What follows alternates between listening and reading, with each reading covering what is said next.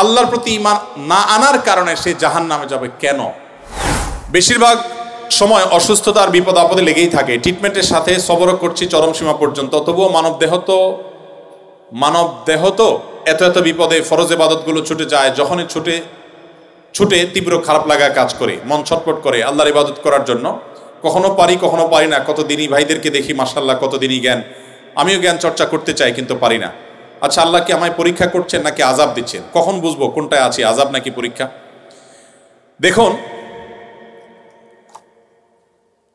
আল্লাহ রাব্বুল আলামিন আমাদেরকে যখন কষ্টে ফেলেন, সেটা একাধারে আল্লাহর পক্ষ থেকে আমার কোনো কৃতকর্মের ফলস্বরূপ আযাব হতে পারে, আবার পরীক্ষা হতে পারে আমার মর্যাদা বৃদ্ধির জন্য, আবার আল্লাহ সুবহানাহু ওয়া তাআলা আমার কোনো ভুলকে ক্ষমা করার জন্য এই কষ্টটা দিতে পারেন যে আমি সবর করলে আল্লাহ মাফ করবেন।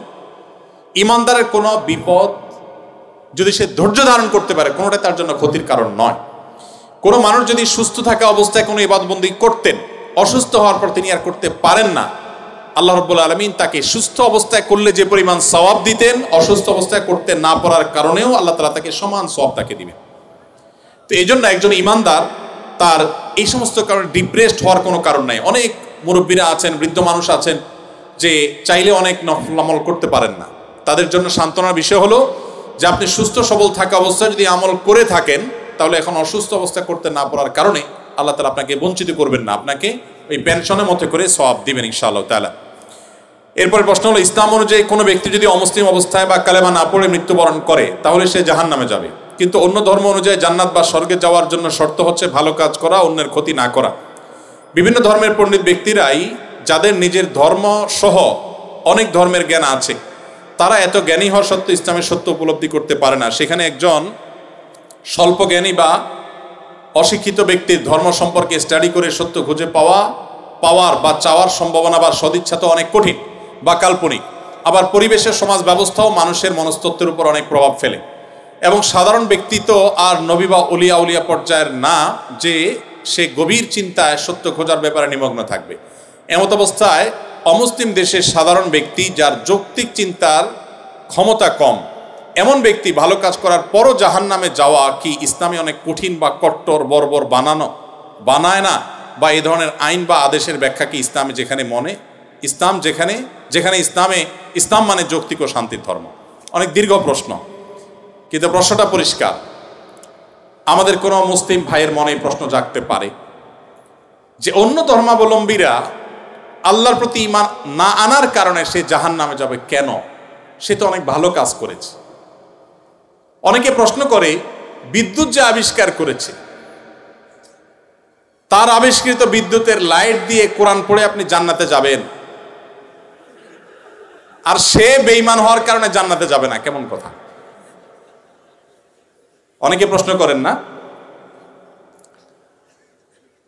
অনেকে প্রশ্ন করেন, এই টাইপের আরো অনেক প্রশ্ন আছে, আমি আর উদাহরণে যাচ্ছি না, একটা দিয়ে আপনারা আশা করি বুঝতে পেরেছেন। খুব ইন্টারেস্টিং প্রশ্ন কিন্তু। যার বিদ্যুতের আলো দিয়ে কোরআন পড়ে পড়ে আপনি জান্নাতে যাবেন, সেই বিদ্যুতের আবিষ্কারক তিনি শুধু মুসলিম না হওয়ার কারণে জান্নাতে যাবেন না, কেমন যৌক্তিক কথা? আপনারা অনেক সময় দেখবেন সোশ্যাল মিডিয়াতে কোনো অমুসলিম খেলোয়াড় মারা গেছে বা অমুসলিম কোনো বড় স্টার তারকা মারা গেছে, তো লেখা হয় RIP, রেস্ট ইন পিস। এটা লিখলেও হুজুররা বাগড়া বাঁধে। হুজুরদের জ্বালায় আসলে কোথাও থাকার উপায় নেই। তো RIP লেখছে পোলাপান, সেখানে হুজুররা বলে না, জায়েজ নাই, একজন অমুসলিম, তাকে কেন আপনি রেস্ট ইন পিস বা জান্নাতে আরামে ঘুমাও এটা বলতে পারেন? এই যে প্রশ্নটা, এই প্রশ্নটার অনেক টেকনিক্যাল উত্তর দেওয়া যায়। আমি একটা সংক্ষেপে খুব সহজ উত্তর দিই। আমি খুব সাদামাটা মানুষ, একজন টিপিক্যাল হুজুর, আপনারা সব শিক্ষিত মানুষ। দেখেন, বিদ্যুৎ যিনি আবিষ্কার করেছেন, বা আপনি যে অমুসলিমের কথা বলছেন, যিনি ব্যক্তিগতভাবে অনেক ভালো মানুষ, অনেক কিছু, বাট ইমানটা নাই, অন্য ধর্মাবলম্বী কোনো মানুষ তাকে জীবদ্দশা যদি আপনি বলতেন, ভাই চলেন জান্নাতে যাই, তিনি কিভাবে নিতেন এই কথাটাকে? আমি কি বোঝাতে পারি নাই আপনাদের? একজন অন্য ধর্মাবলম্বী, ধরেন একজন খেলোয়াড়ের নাম বলো না, মুসলিম,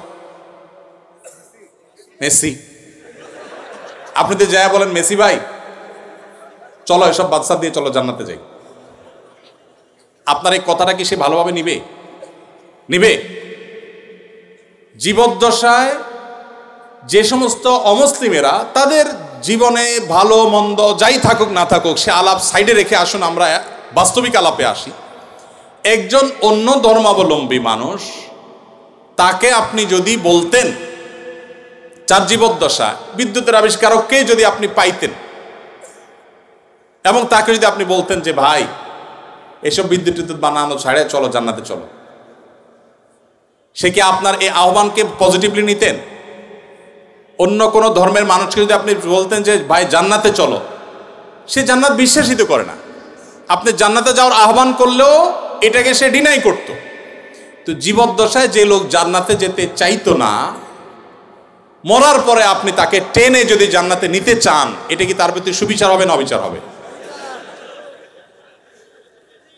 আমি কি বোঝাতে পেরেছি? মারার পরে এখন আপনি বলতেছেন RIP, রেস্ট ইন পিচ। ওয়ারেস সে জীবদ্দশায় তাকে আপনি জাহাজের শেকল দিয়ে বেঁধে টেনেও জান্নাতে নিতে পারতেন না। সে বলতো অসম্ভব, কি বলো তুমি, পাগল নাকি, আমি মুসলমান নাকি, কিসের জান্নাত, আমি যাবো না। যে জীবদ্দশার জান্নাতে তাকে টেনে নেওয়া যাইতো না, মরার পর আপনি বলতেছেন হ্যাঁ অমুসলিম হয়েছে তাতে কি হয়েছে, তার তো অনেক ভালো কাজ আছে, তাহলে কেন সে জান্নাতে যাবে না? এটা কেমন অবিচার? আপনার এই চাওয়াটাই তো অবিচার, আপনার এই চাওয়াটাই তো অযৌক্তিক। ভাইরা আমার, আমরা আল্লাহ সুবহানাহু ওয়া তাআলাকে আমাদের মতো করে ভাবি।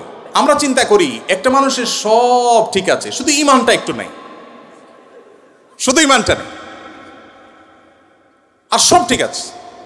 শুধু ঠিক আছে না, আমাদের মুসলমানদের চাইতে অনেক বেশি ডিসিপ্লিন মেনটেন করে, অনেক মাশাআল্লাহ তাদের আচার আচরণ সুন্দর, পারতপক্ষে কোনো পশুকে কষ্ট দেয় না, যদিও মুসলমানকে মোয়া মারে, অনেক ভালো ভালো গুণ আছে। এত ভালো একটা মানুষ, এরা জান্নাতে যাবে না কেমন কথা হলো? সবই আছে, শুধু ঈমানটা নেই। ব্যাপারটা কেমন হয়েছে? ধরুন এই যে মোবাইল ব্যাংকিং, নগদ, বিকাশ, সেটা এম ক্যাশ, অনেকগুলো আছে। মোবাইল ব্যাংকিং বা এই যে ডিজিটাল পৃথিবীতে যে অ্যাকাউন্ট নম্বর, এই টেকনোলজি সম্পর্কে কোনো ধারণা নাই। আফ্রিকার জঙ্গল থেকে একটা মানুষকে আপনি তুলে আনলেন, যেই লোকটা, বা আফ্রিকার জঙ্গল যাওয়া লাগবে না, আমাদের দেশে এখনো অনেক মানুষ এমন থাকতে পারে, কোনো গ্রামে গঞ্জের চিপা চাপায় এমন কোনো মুরব্বী বৃদ্ধ মানুষ থাকতে পারে যে এগুলো কিছু বুঝেন না, যে নাম্বারগুলা ভ্যালু কি। এরকম কোনো মানুষের সামনে ধরুন দুটা লোক ঝগড়া করছে তাদের পাওনা টাকা নিয়ে, একজন পাওনাদার আর একজন দেনাদার। পাওনাদার ঝগড়া করছে যে আমি যেই নাম্বার দিলাম তুমি সেই নাম্বারে টাকাটা না দিয়ে আরেক নাম্বার দিছো, তুমি এত বড় একটা ভুল করলা, টাকাটা আমি পাইলাম না, আমার দরকার ছিল, তোমার সাথে কমিটমেন্ট ছিল, তুমি দিবা, কেন দিলা না? এটা নিয়ে তিনি খুব ঝামেলা করছে। আর ওই বেচারা বলতেছে ভাই সবই ঠিক আছে, শুধু একটা ডিজিট ভুল হয়েছিল, জাস্ট একটা ডিজিট, টাকা তো আমি ভাই পুরোটাই দিছি, 10,000 দিছি, একটা ডিজিট ভুল হয়েছে, এত চিল্লাচিল্লি কি আছে ভাই?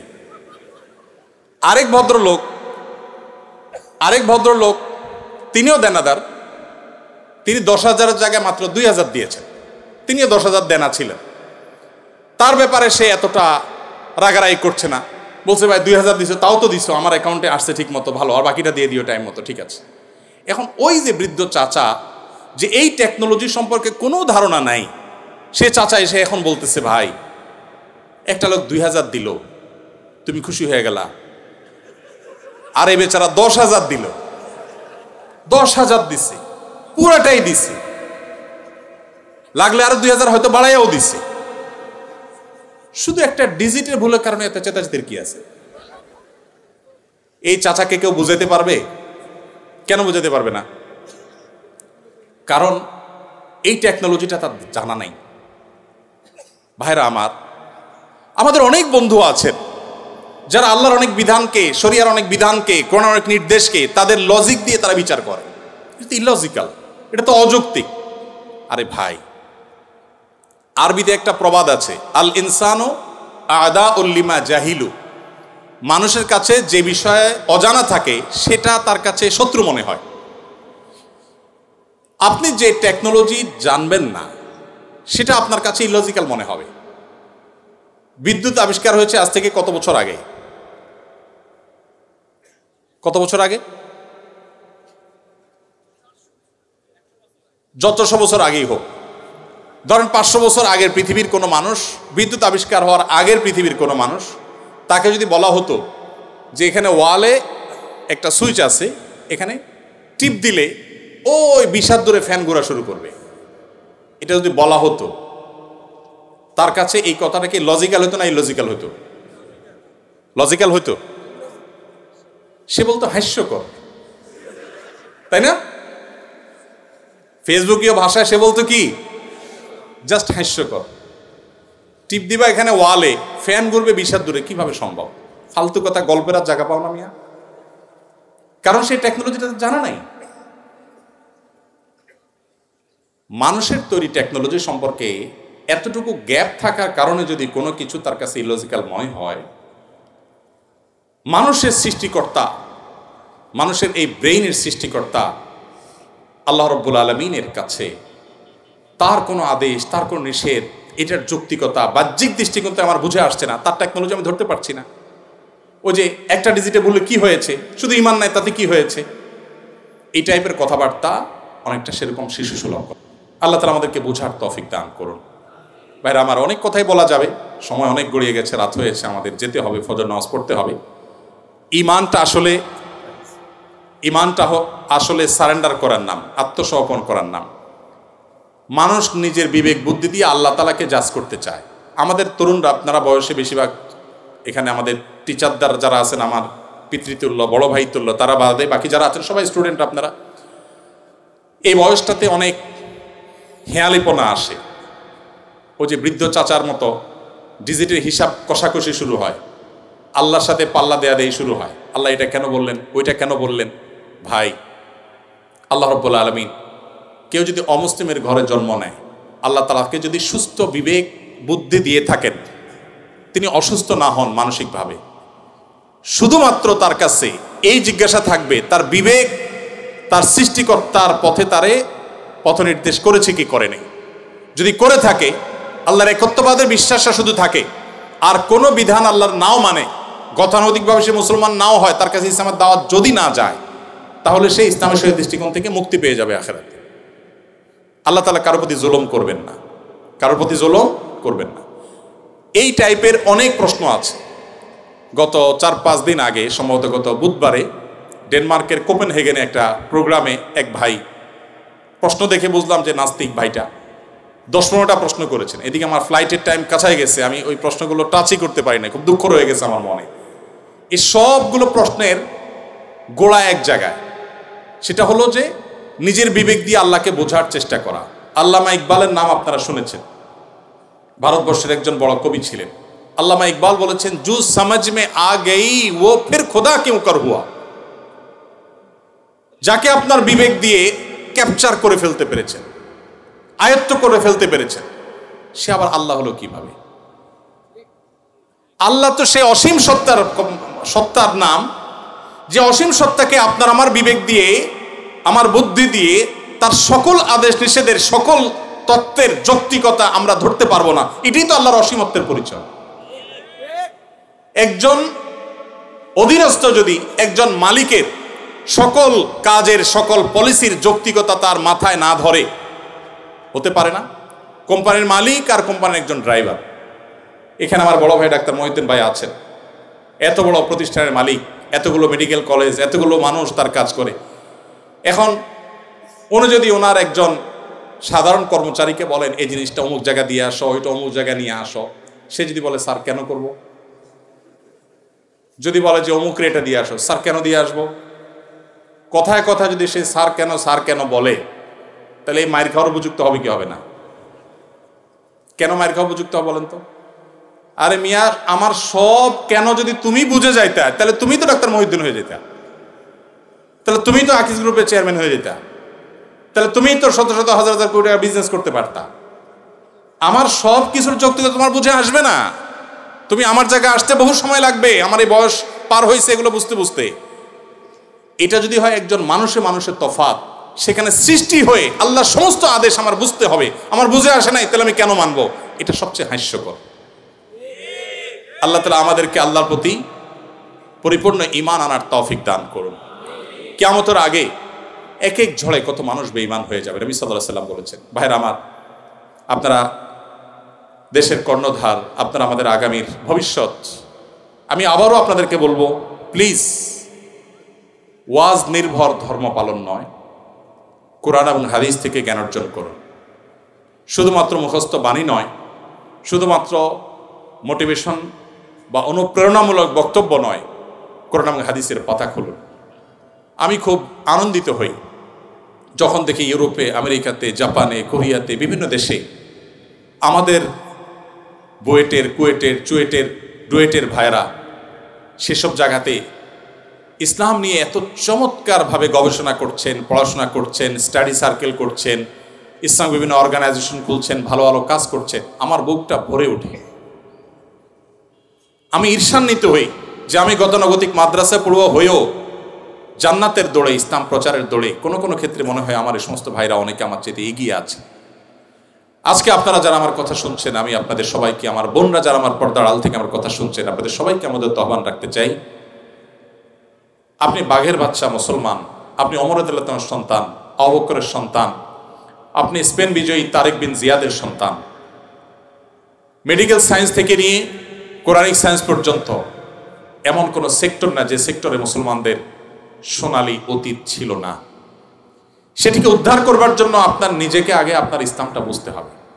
আপনি বুঝে শুনে পড়াশোনা করে মুসলমান হতে হবে। সেই চেষ্টাটা আপনারা করবেন, সে আমার আহ্বান রইল। আপনাদের যে সমস্ত প্রশ্নের উত্তর আমি দিতে পারলাম না সময়ের অভাবের কারণে, এই সবগুলো প্রশ্ন আমি নিয়ে যাচ্ছি। আমি কোথাও কোনো প্রশ্ন সাধারণত ফেলি না। রিপিটেড প্রশ্ন না থাকলে সে প্রশ্নগুলো উত্তর দেওয়ার চেষ্টা করি। আমার মনে চাইছিল উত্তর দিতে, কিন্তু রাত অনেক গড়িয়েছে, আপনাদের ঘুমোতে হবে, আমার ফজরের পরে মিটিং আছে, যার কারণে আমাকে দৌড়াতে হবে। অনেকগুলো প্রশ্ন আছে, সবগুলোর উত্তর দিতে পারলে আমার কাছে অনেক ভালো লাগতো। উত্তর আমি দেব, তবে সেটা আজকে দিতে পারলাম না। আমাদের শুক্রবারে যে লাইভ অনুষ্ঠান হয় আমাদের ভেরিফাইড ফেসবুক পেজে, ইনশাল্লাহ সেখানে আপনাদের এই প্রশ্নগুলোকে প্রায়োরিটি দিয়ে আমরা ইনশাল্লাহ উত্তর দেওয়ার চেষ্টা করব। আর তাছাড়া ওয়াজ মাহফিল বা ধর্মীয় আলোচনায় একটা স্টাইল আছে। স্টাইলটা হলো সব কথা এক বছর বলে ফেললে পরের বছর আর দাওয়াত পাওয়া যায় না। সো আমি ভিসি স্যার সহ অন্যান্য স্যাররা এবং আমাদের ছাত্র বন্ধুদের কাছে সে একই স্টাইলে বিদায় নিচ্ছি ইনশাআল্লাহ। বাকি প্রশ্নগুলোর উত্তর আগামী বছর ইনশাআল্লাহ। জাযাকুমুল্লাহ খাইর। ধন্যবাদ সবাইকে।